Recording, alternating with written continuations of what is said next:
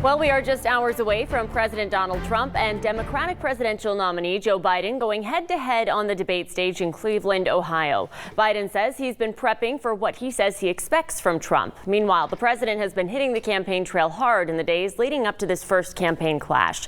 ABC's Andrew Dymburt's in Washington, D.C. with more on what to expect.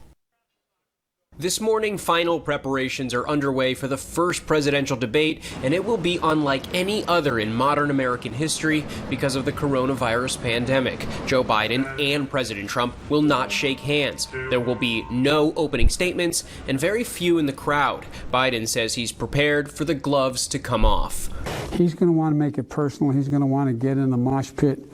I'm going to talk about why I want to be president of the United States. The candidates' approach about as different as the candidates themselves. Biden taking time off the trail to get ready, but Trump rolling with his rallies, taking his message right to his supporters. How many hours would you say you've spent on debate? A little time. I mean, not a lot. More or less than 60. I'm running a country. I don't have the luxury. Trump and Biden are coming face to face for the first time this campaign, while the presidential race is tightening in some key battleground states. A new ABC News Washington Post poll shows Biden getting a big boost from women in Pennsylvania. Mr. Trump is using his Supreme Court pick to energize his base.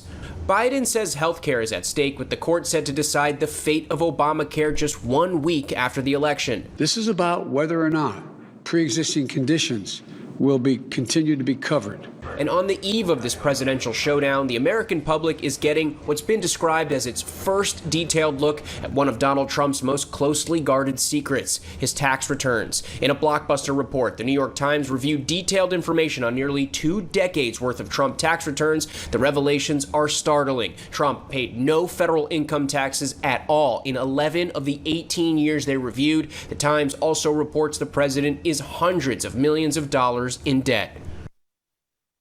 The president has repeatedly said that his tax returns are under IRS audit and tweeted that he has very little debt compared to the value of his assets. As for tonight's debate, moderator Chris Wallace will give the first question to President Trump.